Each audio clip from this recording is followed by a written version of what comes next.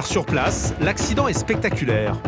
Renversée sur le toit, une voiture a fait plusieurs tonneaux avant de terminer sa course sur la bande d'arrêt d'urgence. Allez, on débarque. Apparemment, 2 voitures se sont violemment percutées à pleine vitesse. Les 2 conducteurs sont choqués, mais indemnes. Bonjour.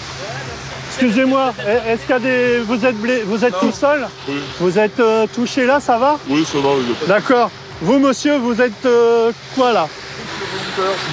D'accord, ok, c'est gentil. Je passe un taux, je suis gendarme à l'état-major, c'est pour ça que je me suis arrêté. Donc, 2 conducteurs. D'accord. Ici, le conducteur là, ici, Ok. blessé léger. D'accord, ça marche.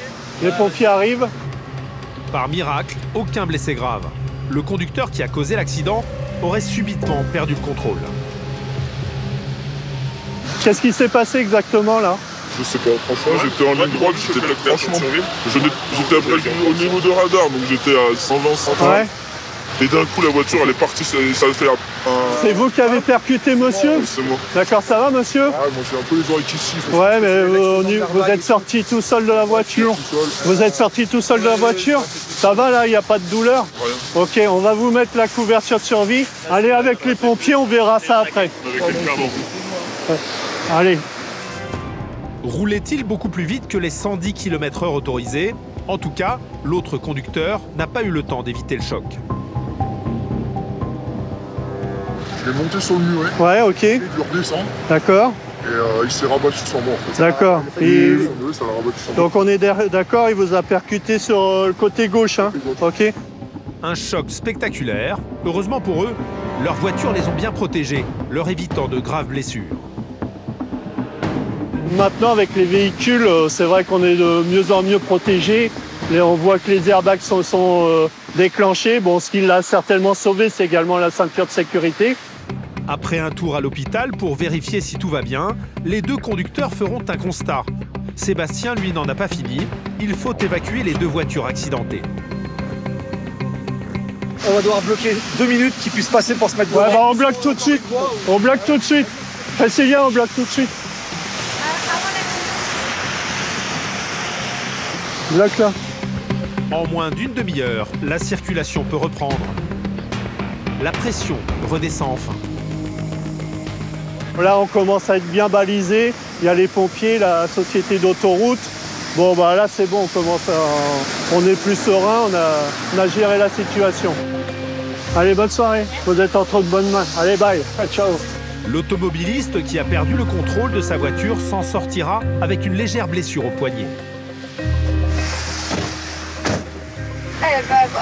On a pris la petite douche, là. Mission terminée pour les gendarmes. Sébastien est soulagé car en 29 ans de gendarmerie, il a été témoin de nombreux drames sur les routes. Là, on s'en sort bien, mais il arrive des fois où malheureusement on tombe sur des blessés graves, voire mortels. Et là, bon, l'intervention prend une toute autre finalité, quoi. L'an dernier, 45 personnes ont perdu la vie sur les routes de l'Ain. Un triste bilan, en hausse de 28% en un an.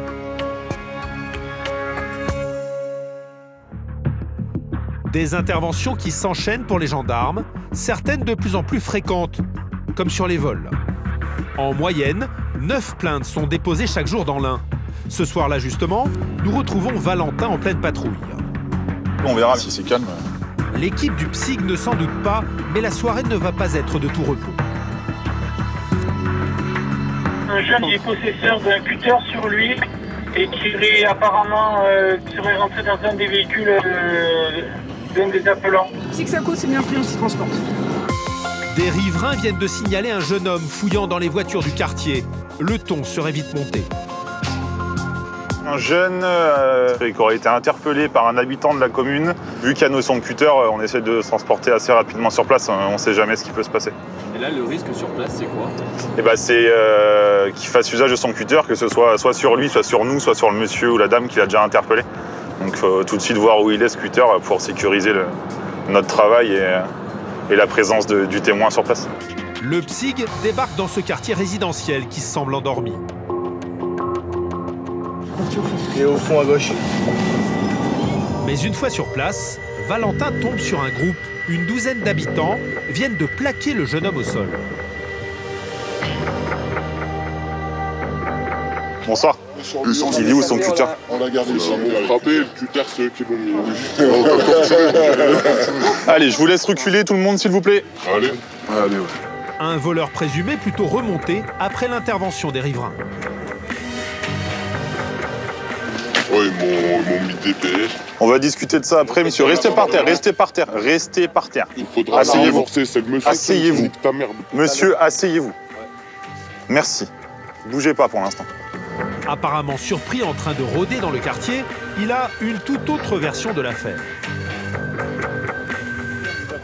Monsieur, je me balade, j'allais rentrer chez ma mère. Les gens m'ont sauté dessus. Oh, regardez dans l'état par terre, hein, mais regardez dans l'état que je suis. Restez assis, s'il vous plaît. Même armé d'un cutter, le jeune homme n'a pas impressionné les habitants qui l'ont vite encerclé avant de lui tomber dessus. Bonsoir. Alors, un seul qui parle et qui m'excuse ce qui s'est passé. On a entendu un klaxon à 1h30 du matin. Ok. Il a trouvé vraiment ça bizarre. Moi j'ai l'habitude avec les voisins des allers-retours. Il est sorti quand même voir et à ce moment-là il a vu le jeune dans la voiture. Il était dans la voiture? Dans la voiture. On peut pas faire mieux. Et on est sorti, on l'a attrapé, on l'a mis par terre, on a enlevé ses baskets par terre, plus bougé jusqu'à l'arrivée des gendarmes. Ok. La voiture a été ouverte ou pas? Ouais, il avait pas fermé la clé. Ça marche. Je vous laisse patienter. Les vols dans les voitures, un fléau dans le département. Plus de 20 plaintes sont déposées chaque semaine. Même dans ces lotissements où tout le monde se connaît. Eh ben, je vérifie qu'il n'y ait pas de voiture dans la rue dans laquelle le jeune a été interpellé, là, si les voitures sont pas fouillées et si elles sont pas fracturées. Parce que dans les résidences comme ça, souvent les gens ferment pas les voitures parce qu'ils se sentent en sécurité.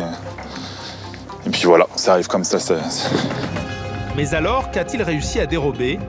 Il va devoir s'en expliquer aux gendarmes, mais aussi à sa mère qui débarque sur place. Qu'est-ce qui se passe quand il a bu, là? Il est ivre. Ouais, on va déjà sécuriser ce qui s'est passé. Ils m'ont massacré, ils m'ont accusé d'avoir pris des trucs dans les voitures. Ils m'ont enlevé mes chaussures, ils me les ont jetées par terre. D'accord? Monsieur, vous allez vous calmer par contre. Non mais c'est moi qui fais mon travail, c'est moi qui décide. Monsieur, on est là, on gère le truc maintenant. Dans les boîtes à gants et autres vides-poches, le jeune homme a raflé tout ce qu'il a pu. Portefeuille, chargeur et petite monnaie. Sa mère aide les gendarmes. C'est pas tes affaires, tout ça. Maman, c'est mes affaires, arrête. Tout ça, c'est pas lui. C'est pas tout. Ça c'est pas à lui, ça c'est pas à lui, ça c'est pas à lui. Monsieur, c'est pas à vous que je parle, vous vous taisez maintenant. Non. Merci. Ça, c'est pas tes petits porte-monnaies. Ça, c'est pas toi. Ça, c'est pas toi. C'est des porte-monnaies de femmes. C'est pas à toi. Ça, non, c'est pas lui. Ok, très bien. C'est pas à lui. Y a rien qui est à vous, monsieur, en fait. Non, il y a que ça.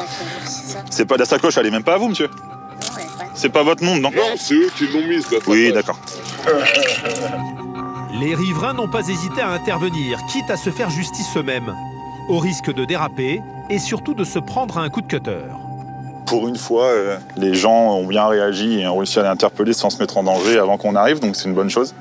Maintenant, à nous de calmer la situation et d'éviter que ça dégénère, parce que les gens forcément sont un peu énervés. Mais l'avantage, c'est qu'on a récupéré tout ce qu'il avait pris, donc maintenant on va faire la procédure et puis voilà. Quant à la mère de la victime, elle semble totalement dépassée par les agissements de son fils, déjà repéré par le passé dans le voisinage. Surtout peur, il traîne à la gare Saint-André avec des cutters, des conneries. Moi j'ai une gamine de 15 ans, c'est ça peur. Je comprends madame. Désolé, hein, mais. Non, mais vous après vous savez pour rien madame. Maman, écoute-les pas, ces gens. Et moi ce qui m'embête, c'est que ma fille elle prend le train tous les jours. Il a 2 cutters dans la voiture, le jour où il est pas bien, il agresse une gamine de 15 ans. Le jeune homme risque jusqu'à 3 ans de prison pour vol, un profil inquiétant dont Valentin a déjà croisé la route. On connaît bien, il a des problèmes pathologiques psychiatriques, donc c'est compliqué d'intervenir dans ce genre de cas. Maintenant, les faits sont là, on verra bien plus tard, mais nous on le connaît, il peut être virulent, donc c'est pour ça qu'on est méfiant depuis le début. Allez, vous pouvez vous lever, monsieur. Et vous venez avec moi. Conduit à la brigade, le jeune homme a été contrôlé positif à l'alcool. Un habitant a déposé plainte contre lui. Il devrait prochainement être convoqué au tribunal.